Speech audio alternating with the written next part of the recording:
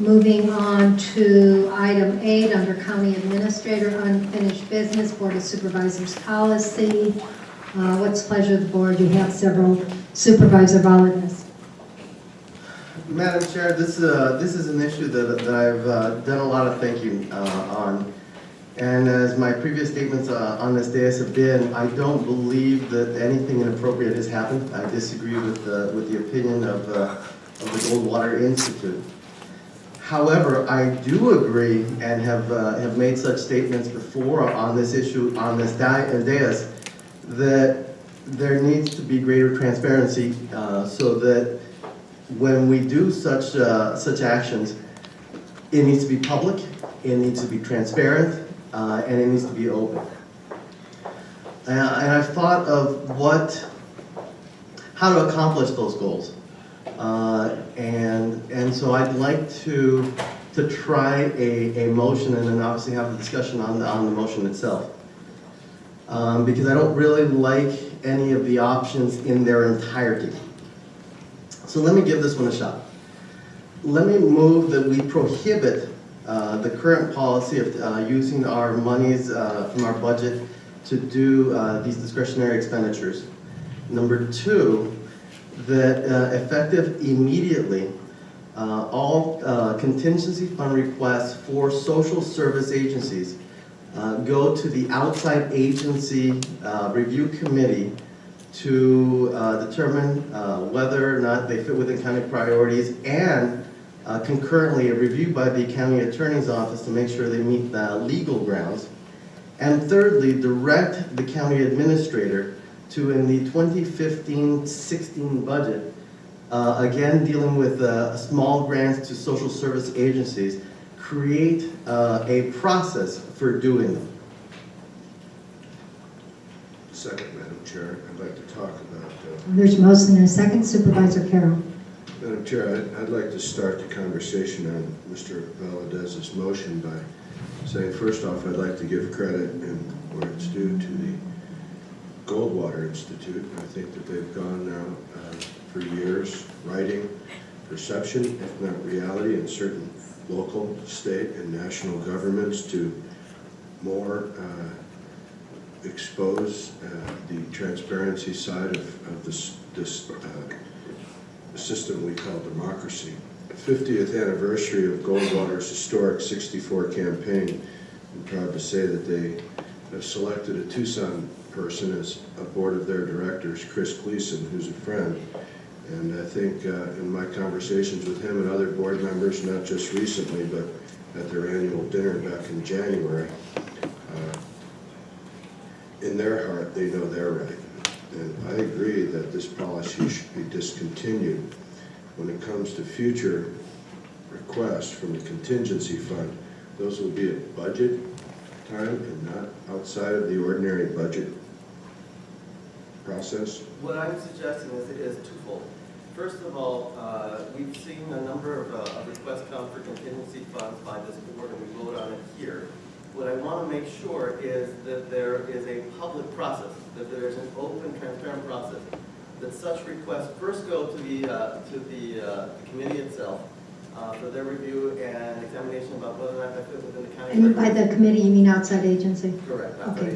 In which we each have a member. Correct. And concurrently reviewed by the county attorney to make sure they meet legal grounds. So that's for such. again. And then direct the county administrator for the 2015-16 budget to come up with a process for such small grants as we're talking about in the discretionary funds. I see. These are social service agency Correct. grants. Because we've never had a mechanism for these smaller grants. It's always been larger amounts. Madam Chair? Supervisor Miller. First of all, I'd like to thank the Goldwater Institute as well, because I did contact them to analyze this back last October when I didn't get any response from the Attorney General's office.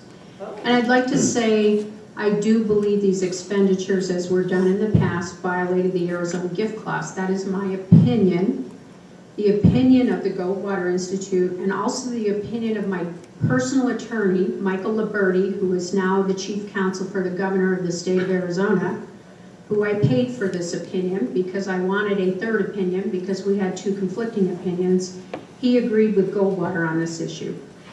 No other counties in Arizona allow supervisors to pick and choose who to donate funds to. We should be using our department budgets to do, we should not be using our department budgets to do charitable donations. We have grant funds, we have an outside agency review that specifically allocates those types of funds.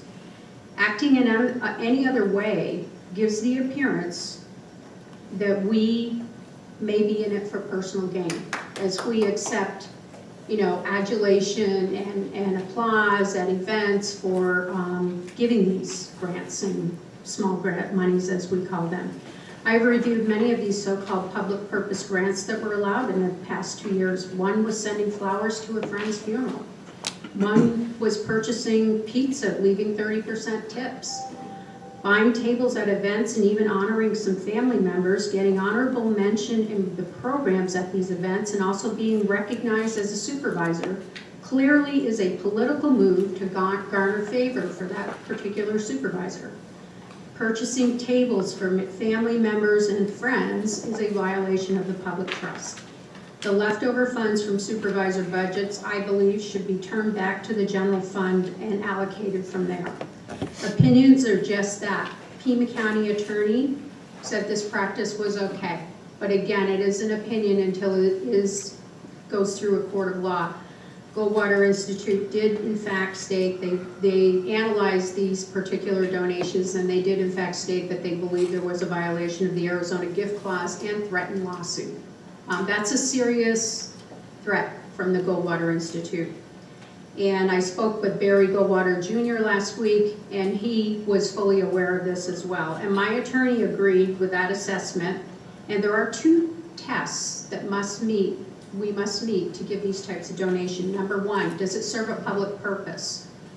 And the second test is the value received by the government, Pima County, so unreasonable in proportion to the amount paid that the payment amounts to a subsidy to the private entity. So that needs to be part of the process. And I think that has been part of the process for grants from the outside agency review committee. I would say the majority of the $87,000 donated over the past 2 years in this manner don't meet both tests. They must meet both. How does purchasing a table where a supervisor gets honorable mention and recognition serve a public purpose? That's my question.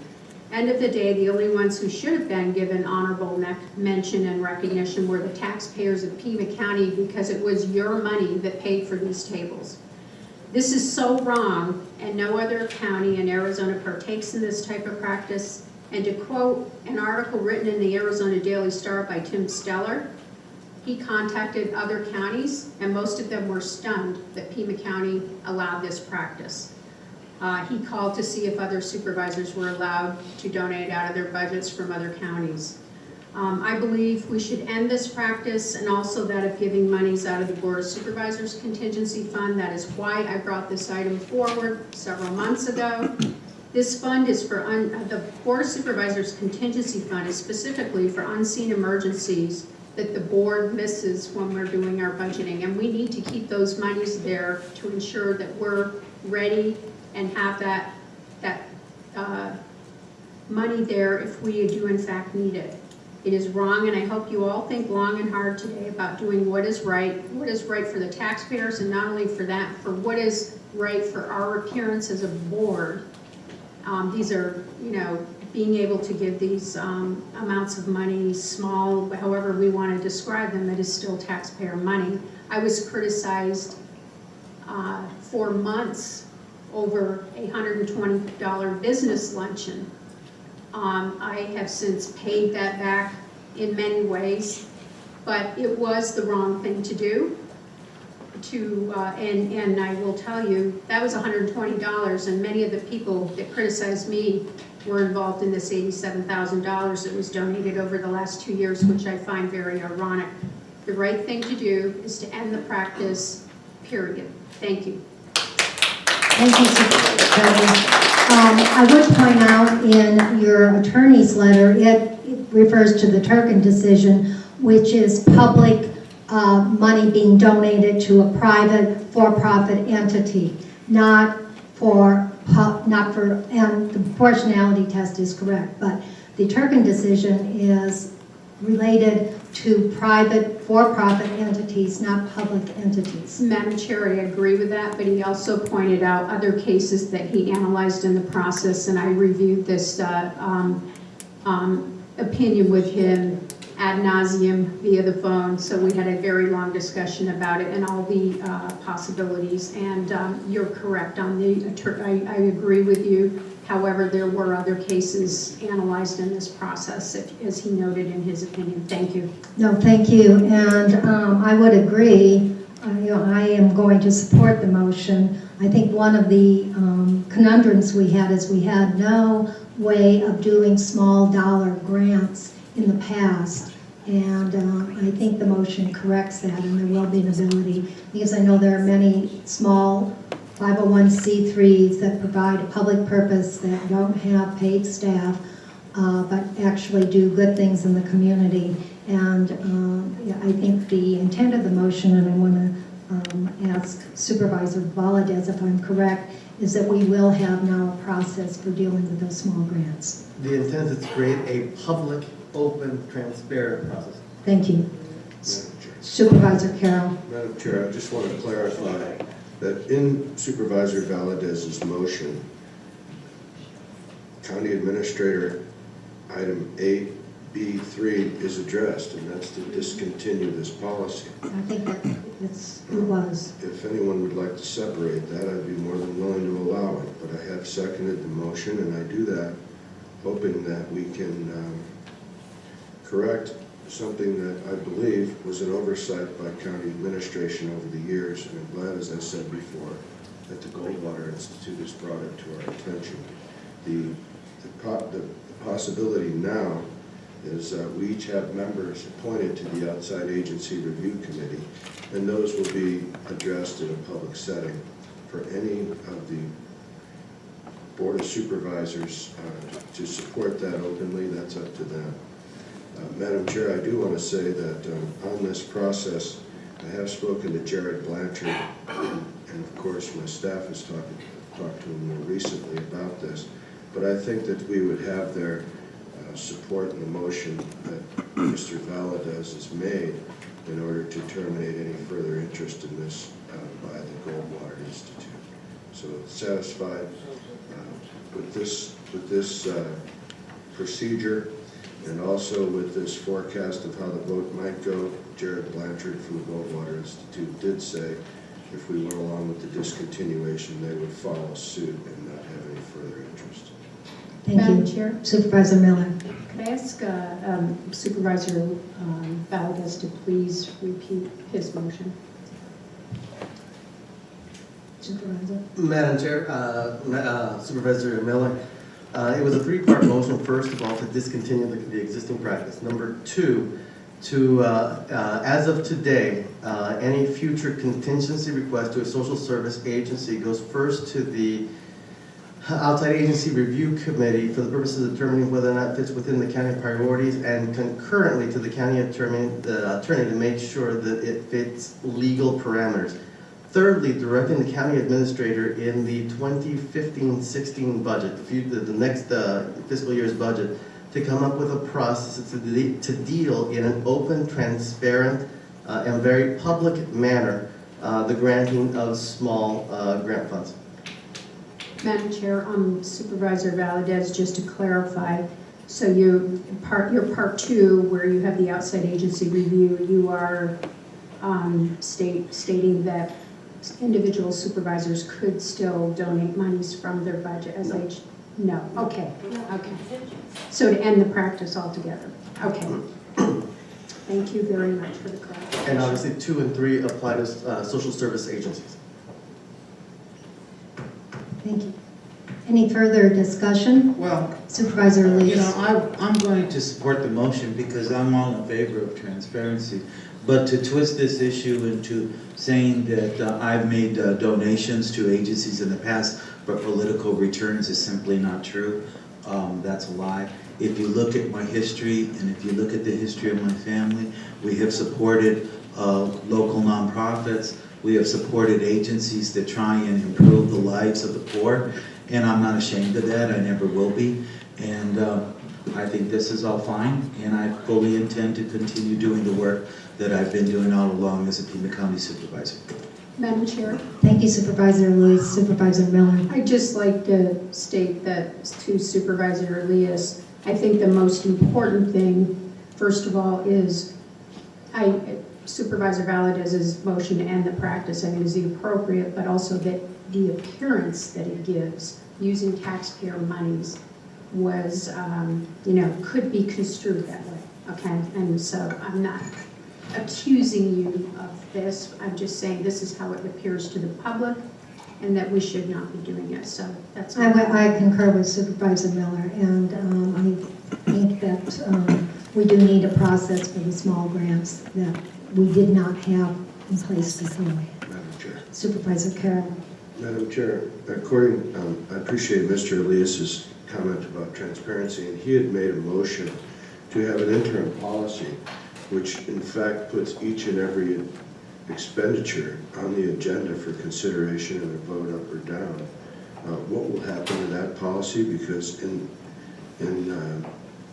I think the process of creating the most transparent board, I think in the state of Arizona when it comes to office expenditures, I really applauded that motion, and I think it would be, if it's going to remain in fact a policy instead of an interim policy, we might be able to separate and have a vote that might even be unanimous this time.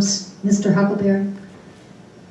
Madam Chair, members of the board, I think staff is certainly hopeful that you discontinue that practice because of the amount of cost and paperwork necessary for the staff to place a $20 expenditure on the agenda. It So costs we'll leave that up to the $100 in Arizona staff Daily time. Star to review our budgets each year to see what. Yeah, Madam Chair, they're already there, they're in QuickBooks. So Okay, and lastly, I do want to say before this item is closed, is I've enjoyed my work here at the Board of Supervisors, and each and every year I've given back usually the most money to the general fund from my budget. And I want to say that in the future, it's very important for all of us to realize that the outside agencies committee is one that we haven't interfered with. We don't get involved. I don't endorse one way or the other from District 4, but I do realize that each and every board member has an appointment to the outside agencies. And Chuck, if there's someone here that can explain the balance of the membership of the outside agencies committee, I see Mr. Atha. We could talk about how objective this board is and how transparent it is, because certainly it seems so to me. Madam Chair, to the point of Supervisor Carroll's original question, if I may address. Certainly. To the best of my recollection, the original motion was that the portion that required that every expenditure of every district office come before this board was going to go away once we dealt with this policy in general. What does stay in place, however, is the requirement at the end of every fiscal year we release all board expenditures in detail. So that stays in place, if I recall correctly. So that's still going to be released, and it's still going to be public information and very open. Yes, correct. Mr. Huckleberry.